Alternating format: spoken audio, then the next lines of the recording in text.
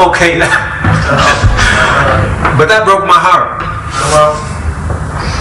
Because I'm a servant of Jesus.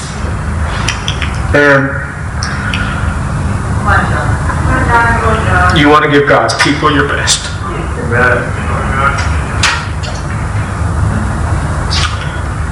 So I took a couple weeks off.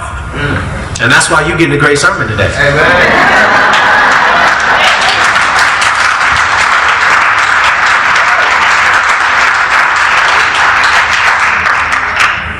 And so sometimes God's will is not your will.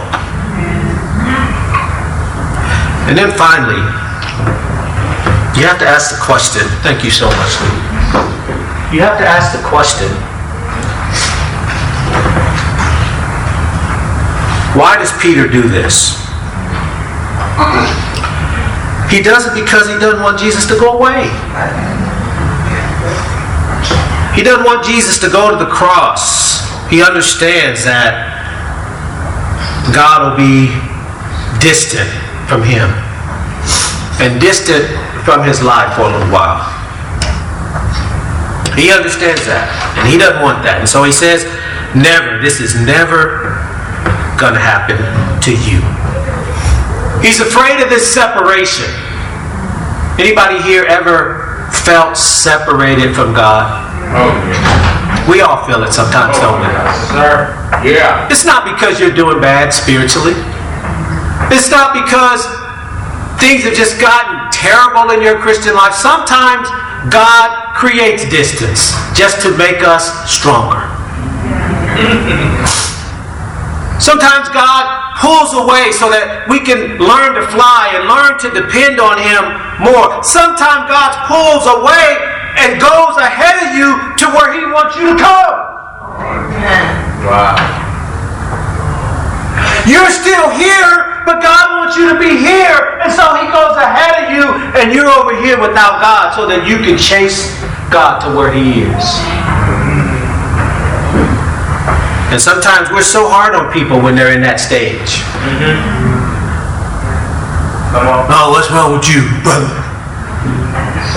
You're not a Christian. Boy, you used to do so much better back then. You don't know what God is doing in a person's life. You stop being so judgmental. Thinking you all that. And then when God gets a hold of you, you fall away.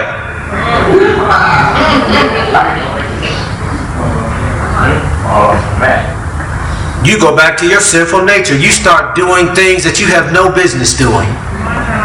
And you want to judge a person who's in battle. I appreciate so many of you for all your years of fighting. I respect you for fighting to still be here as a Christian.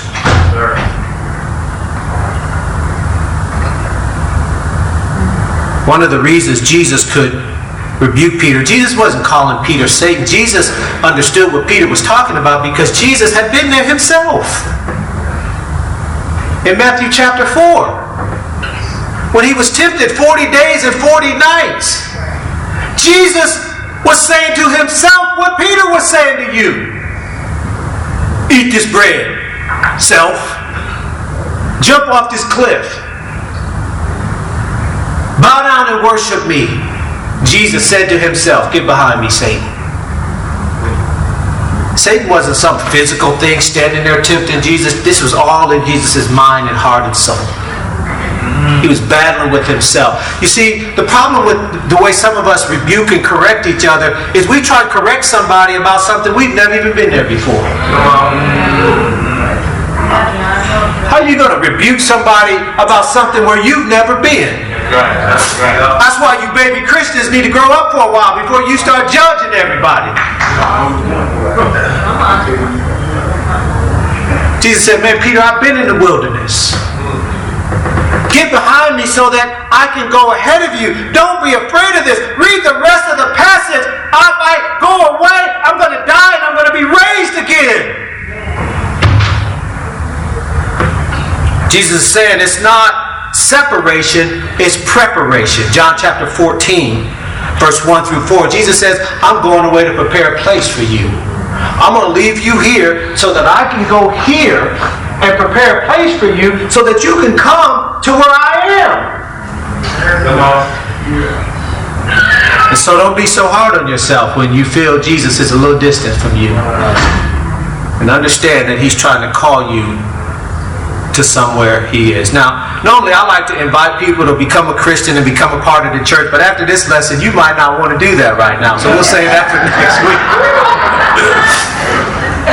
Right? Because this is meat and potatoes here. Yes, sir. You know, and there's three things that we've got to really, really understand. We've got to understand that there's going to be some hard times. Yeah. That your will just may not be God's will. Yeah. You're going to have some suffering. You're going to have to give up your will for God's will. And there are times where you're going to feel distant from Jesus. You're going to feel separated. But it's not separation, but preparation. You know, in closing, there was a brother who I knew who left these words at the later stages of his Christian life to kind of reflect on his entire walk with God. Because sometimes we can feel like we never get quite enough out of our relationship with God. We really never get to live the life the way we think we were meant to live it. These were his words. He said, you know, I asked God for strength that I might achieve. I was made weak that I might learn humility. I asked God for health that I might do greater things. I was given difficulty that I might do better things. I asked for riches that I might be happy. I was given only enough that I might be wise. I asked for power that I might have the praise of men. But I was given obscurity that I might feel the need for God. I asked for all things that I might enjoy life. But I was given life that I might enjoy all things. I got nothing I asked for, but everything I had hoped for. Almost despite myself, my unspoken prayers were answered. I am truly among the richest and most blessed of men. Faithful discipleship. God bless you.